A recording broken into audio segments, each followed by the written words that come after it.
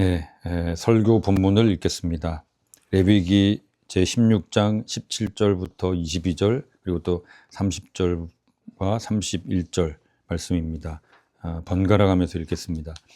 그가 지성소에 속죄하러 들어가서 자기와 그의 집안과 이스라엘 온 회중을 위하여 속죄하고 나오기까지는 누구든지 회막에 있지 못할 것이며 그는 여호와 제단으로 나와서 그것을 위하여 속죄할지니 곧 그 수송아들의 피와 염소의 피를 가져다가 제단 기둥이 불르게 하려고 또 손가락으로 그 피를 그 위에 7번 뿌려 이스라엘 자손의 부정에서 제단을 성결하게 할 것이요 그 지성소와 회막과 제단을 위하여 속죄하기를 맡긴 후에 살아있는 염소를 드리되 아론은 그의 두 손으로 살아있는 염소의 머리에 안수하여 이스라엘 자손의 모든 불의와 그 범한 모든 죄를 아뢰고 그 죄를 염소의 머리에 두어 미리 정한 사람에게 맡겨 광야로 보낼지니 염소가 그들의 모든 불의를 지고 접근하기 어려운 땅에 이르거든 그는 그 염소를 광야에 놓을지니라.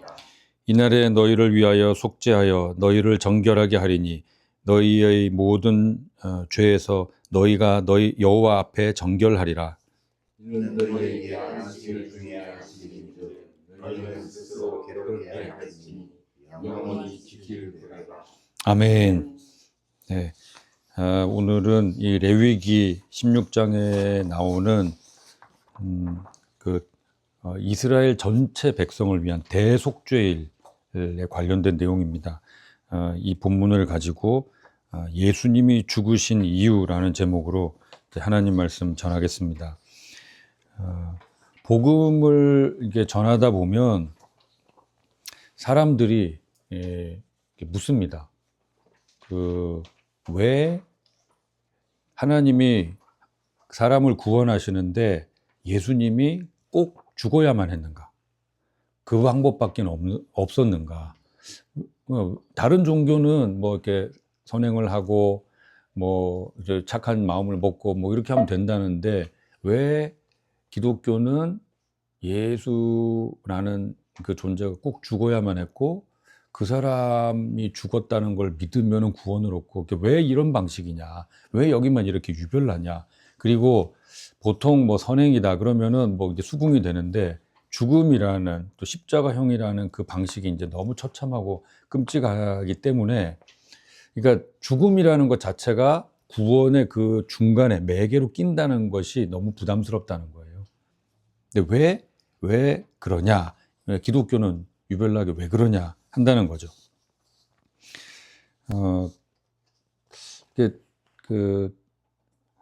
비신자분들을 만나면서 다시 한번 느끼게 되는 겁니다. 우리는 워낙 뭐 십자가, 죽음, 사망에서 이기신 이게 워낙 이런 이제 이 표현에 익숙하기 때문에 아무런 부담이 없지만 보통 분들은 이 죽음이라는 단어, 그러니까 이렇게 떠올리기도 싫은 건데 그 단어가 입에 언급되는 것조차 부담스러워 하신다는 거죠.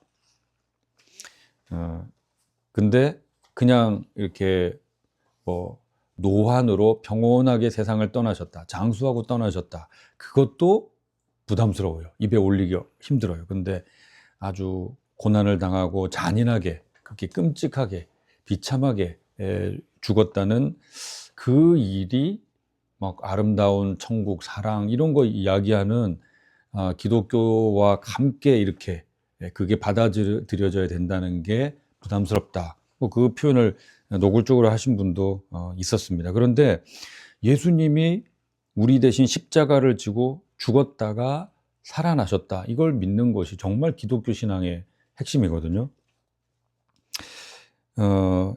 그래서 이제 제목이 예수님이 죽으신 이유인데 이 예수님이 우리를 위해서 사람의 죄를 지고 대신 죽으셨다. 그래서 대속의 죽음 그렇게 이야기를 합니다. 대신할 대자에 지불한다. 가치를 대신 값을 치른다 하는 그런 의미, 바칠 속자를 쓰는데요. 대신 값을 치른다는 의미로 속, 그래서 대속 그렇게 이야기합니다. 그래서 우리가 받은 구원 이걸 이야기할 때 구속이라고 하기도 하고 속량이라고 하기도 하고 그 속자를 씁니다. 값을 치렀다 하는 그 단어를 쓰는데요. 이것은 예수님을 믿고 구원을 받는 길, 우리가 받은 구원을 이해하는 데 아주 중요한 개념입니다. 그걸 이제 오늘 읽은 이 레위기 본문, 구약의 본문을 통해서 왜 하나님이 이런 식으로 구원의 길을 여셨는가 하는 것을 전하겠습니다. 에덴 동산에서 하나님의 명령을 어긴 아담과 하와는 이제 형벌을 받았습니다. 근데 에덴 동산에 이 아담과 하와가 굳이 거기서 쫓겨나고 이렇게 죽어야 하는 그런 벌을 받을 정도인가? 그게 이제 받아들여지지 않죠. 왜냐하면 그들이 에덴 동산에 불을 지른 게 아니에요. 큰 화재를 나서 뭐 동물 다 그냥 여러 동물들이 죽고 끔찍하게 타서 죽고 막 식물들 다 태워 먹고 큰 뭐 우리가 산불도 경험했지만요. 그 정말 끔찍합니다. 그러면 뭐 몇 년형 받는 것처럼 그래. 이거 다 태워 먹었으면. 근데 그게 아니라 과일 하나 따 먹었거든요. 이런 걸 보면 하나님이 너무 과잉 반응하신 거 아닌가 그런 생각을 할 수도 있습니다. 그런데 뭐 누차 말씀드리지만 이건 과일 하나 단순하게 따먹은 사건이 아니고 인간이 사탄이 유혹을 했어요. 사탄도 나쁘죠. 하지만 인간이 그 사탄의 유혹을 긍정적으로 받아들였다는 거예요. 그리고 그 내용이 뭐냐면 뭐 따로 어디서 살림 차린다 이 정도가 아니고요. 우리가 생각하는 그런 이 땅에서 이루어지는 범죄 정도가 아니고 하나님에 견줄 수 있다. 하나님처럼 될 수 있다.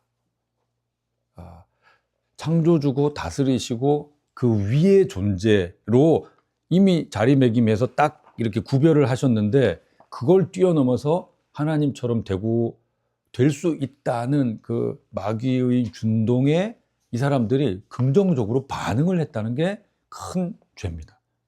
에덴 동산 태워 먹은 것보다 더 큰 죄예요. 창조하시고 질서를 만들고 선과 악의 기준을 정하신 하나님을 무너뜨리고 나는 다른 기준으로 하나님처럼 주관하면서 살래. 창조주와 맞먹고자 하는 욕망, 이것이 큰 문제였습니다. 그래서 하나님은 그들의 행복의 거점, 하나님과 교제하면서 같이 살 수 있었던 에덴 동산에서 추방하는 벌을 내리셨죠. 그들에게 하나님은 자기를 지은, 자기를 낳은 아버지 같은 존재셨습니다. 그런데 그 하나님을, 아버지 같은 분을 두려워하게 되었어요. 그러니까 우리가 보통 하나님을 섬긴다 그럴 때 경외한다 그렇게 이야기를 하는데요. 이들은 이제 경외가 아니고 그냥 공포가 되었습니다. 하나님을 피하고 싶어하는 그런 관계가 되었습니다. 그러니까 하나님과 교제할 수 없게 되었어요. 상실, 단절, 멀어짐, 외로움, 소외 이런 것들을 느꼈죠. 에덴 동산을 잃어버리고 나가고 나서는 이제 어떻게 먹고 살지? 두려움, 고생, 고통, 어려움, 처참함, 빈곤, 비참, 뭐 그러지 말걸, 회한. 그리고 쫓겨나서는 하나님과 옛날 좋았던 관계, 에덴 동산에서 참 좋았는데 본향을 잃은 그 절망, 또 향수, 그리고 이제 이방인이 된 거죠. 그런 서러움. 제가 이제 일부러 이제 이런 단어들을 이야기했는데요. 이런 단어들이 바로 우리가 이 땅에 살면서 겪는 고통들입니다. 뭐 다 표현한 건 아니지만요. 그리고 죄의 싹은 사망이요 그랬는데요. 이제 결국은 육신으로도 죽음을 맛보게 됐습니다.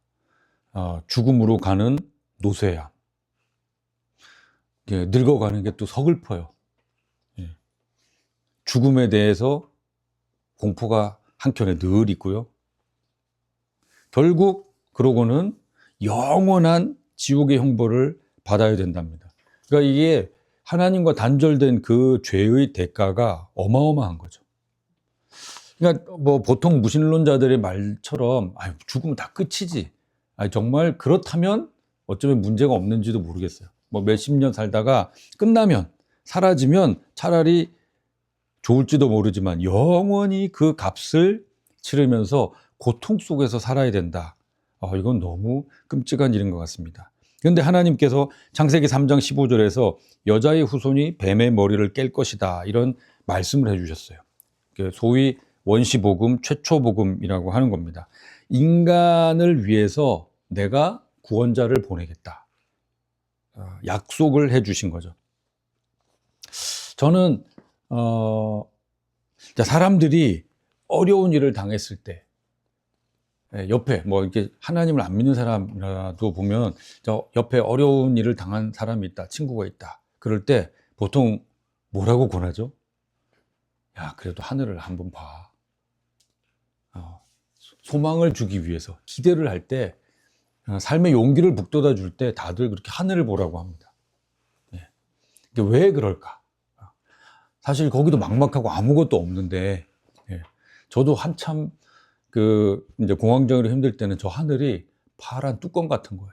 저것마저도 나를 짓누르고 있는 것 같아서 숨이 막히고, 이제 저는 그런 고통을 느꼈는데, 보통은 그냥 하늘을 보면서 크게 한번 숨 쉬고, 그래, 살아야지, 뭐 이런 생각을 하는, 그거는 그 막연한 하나님의 그 원시복음에 대한 약속이 뭔가 우리 속에 있기 때문이 아닐까, 그런 생각을 해봤습니다. 그래서 하나님은 그 일들을 우리 인간의 역사 속에서 진행하시는데요. 하나님은 한 사람 아브라함을 택하시고 한 민족 이스라엘을 택하셨어요. 그리고 그들에게 뭐랄까요, 나중에 이제 모든 것을 적용할 수 있는, 깨닫게 하시려고 율법을 주셨는데, 여기에 죄를 어떻게 없앨 것인가 하는 것을 사람들로 하여금 깨닫게 하셨습니다. 그게 바로 오늘 우리가 읽은 그 본문의 내용이에요. 보통 사람이 죄를 짓는다 그러면 속죄제 그래가지고 양 한 마리 갖고 가서 이제 죽이고, 그러니까 양에게 안수해가지고 자기가 안수를 해요. 양에게 안수를 하면 그 사람의 죄가 이 양에게 전가가 되고, 그 양을 죽여서 죄의 대가로 끝내고, 뭐 이렇게 하는 게 있습니다.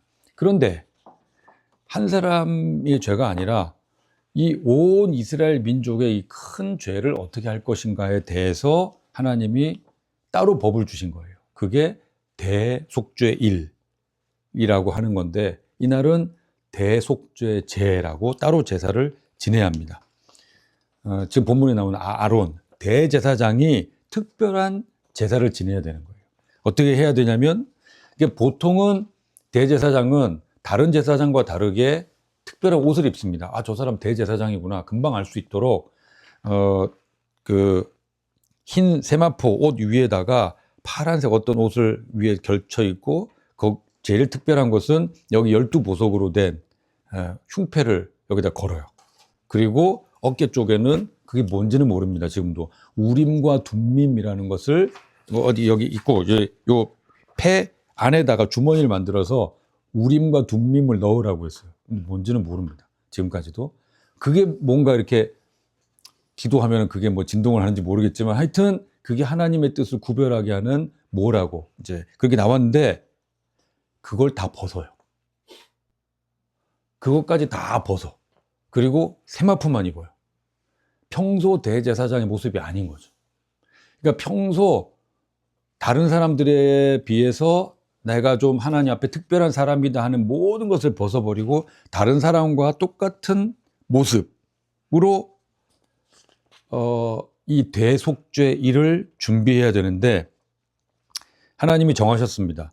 너를 위해서 속죄제를 해라. 그래서 일단 자기를 위해서 제사를 지냈어요. 끝나고 민족의 죄를 없애기 위해서 순염소 2마리, 그리고 번제를 위한 1마리 순양을 따로 준비하라는 겁니다.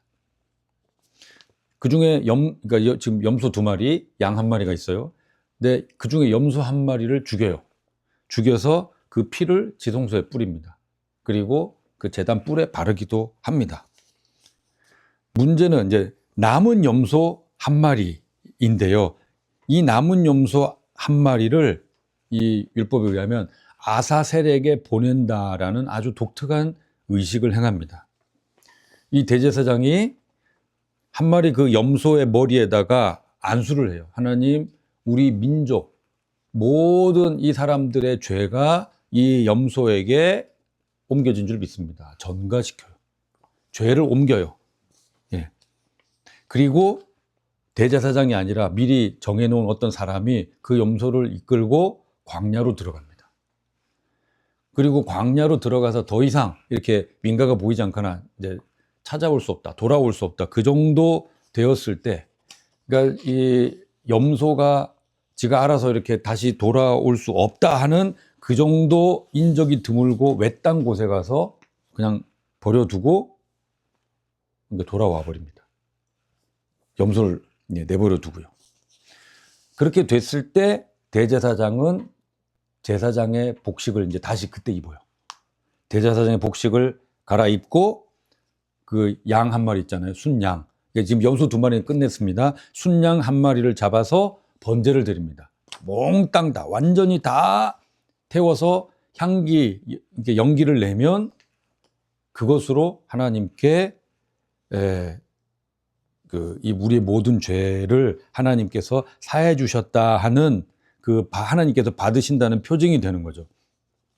그리고 그때가 이제 안식일이었는데요. 한 안식일에 아주 독특하게 1년에 한 번은 모두가 다 금식해야 되는 겁니다. 오늘 본문에 그 내용이 나왔죠. 스스로 괴롭게 하여 그랬습니다.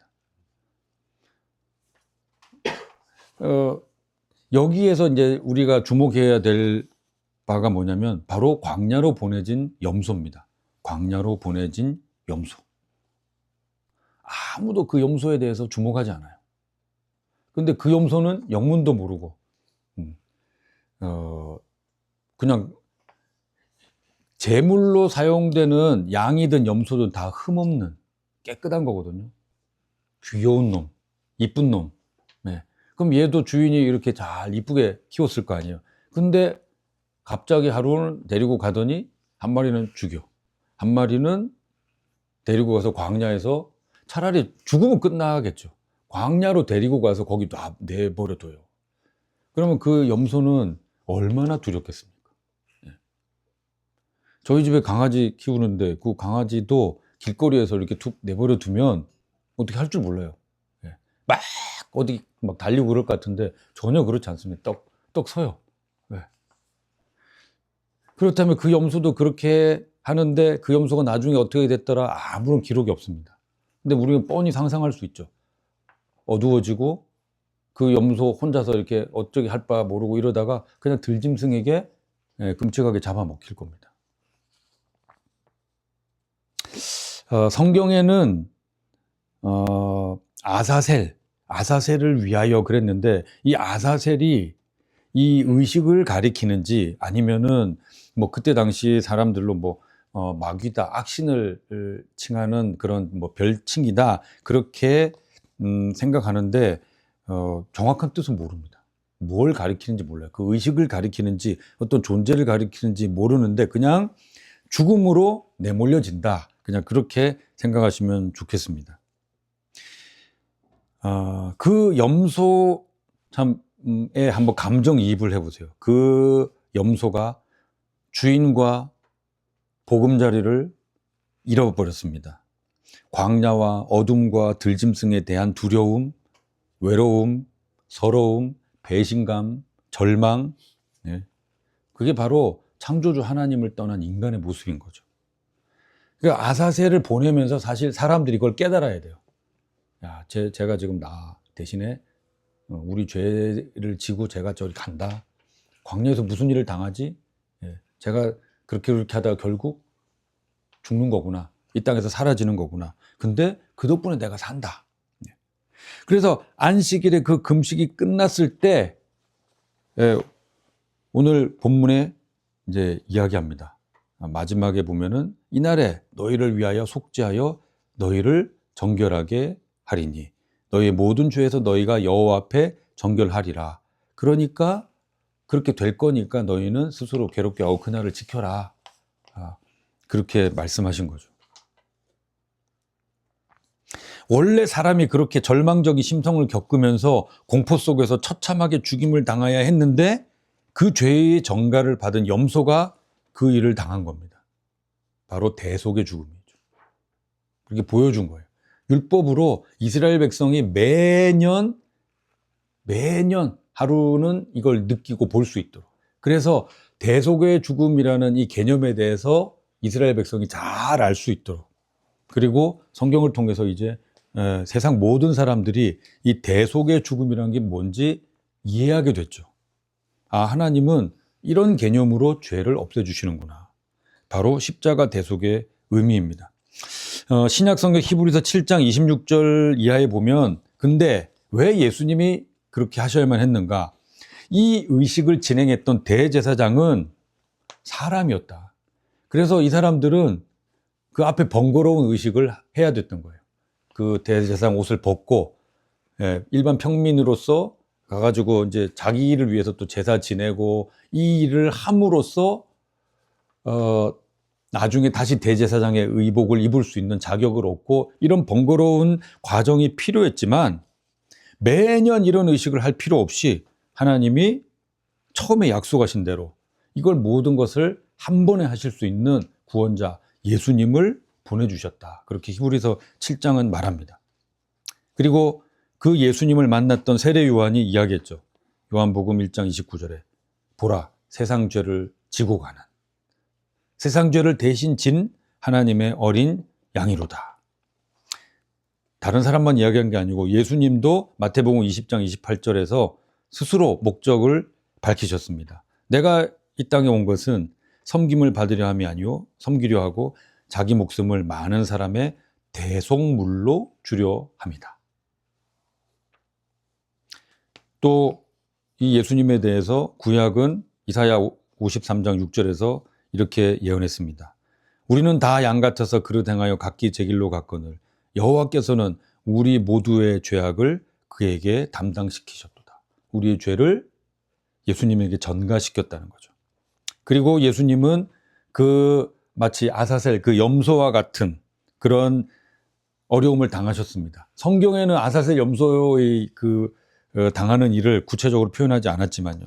예수님은 십자가에서 나의 하나님 어찌하여 나를 버리셨나이까 그렇게 외치셨죠. 예수님이 상실, 고독, 절망, 소름 제가 처음에 이야기했던 그런 인간이 이 땅에 살면서 겪는 그 모든 고통스러운 여러 가지의 그 모든 것들이 십자가에 달린 예수님에게 걸려 있었던 겁니다. 그리고 마지막에 주님이 십자가에서 말씀하셨죠. 다 이루었다. 테텔레스타이. 정확하게 그냥 직역한다면 내가 그 값을 다 치렀다. 대속했다. 대신 지불했다. 그렇게 말씀하셨습니다. 말씀을 정리하겠습니다. 예수님이 죽으신 이유는 뭔가? 하나님을 떠나 영적으로 육적으로 죽음의 노예가 된 사람 대신에 형벌을 받고 사람에게 구원을 주시기 위해서 예수님이 죽으셨다는 거예요. 그리고 이 사실을 믿으면 대신 죽어주신 그 은혜를 누리게 된다는 겁니다. 이게 구원이죠. 믿으면 이제 생명을 얻는다. 이제 그게 구원인데 한 가지 분명히 해야 될 것은 이 구원이라는 건 세상에서 받는 모든 고민과 고통이 싹 사라진다는 그런 의미가 아닙니다. 예수님을 믿으러 와서 이걸 요구하는 분들이 있어요. 예수님 믿으면 이게 고민과 그러면 이게 머리가 싹 이렇게 지워지고 그냥 하얗게 된다. 전혀 그런 의미가 아니죠. 구원은 하나님을 거부했던 우리의 죽은 양심을 살려서 하나님을 섬기게 합니다. 그리고 변하지 않는 이 혼란스러운 세상 속에서 이 예수님의 죽음, 대속의 죽음은 우리로 하여금 하나님을 바라보게 하고 하나님의 말씀을 따르게 하고 아담과 하와는 실패했는데 그 좋은 환경에서도 실패했는데 이 어려운 환경에서도 오히려 하나님의 말씀을 따르는 삶을 살게 하고 그거를 사모하게 하고 천국을 바라보게 하는 그 이유를 만들어주고 있습니다. 그래서 성도는 많은 사람들이 예수님의 죽음에 대해서 그 끔찍함을 생각하고 불편해하는데 성도는 예수님의 이 대속의 죽음을 즐거워하고 감사합니다. 우리가 뭐 한편으로 미안한 마음에서 십자가 뭐 이렇게 하지만 사실은 우리한테는 그게 즐거움의 이유가 되고 자랑의 이유가 되는 거죠. 예수님이 왜 죽으셔야만 했는가? 그 이유와 우리에게 어떤 내용이 적용이 됐는가?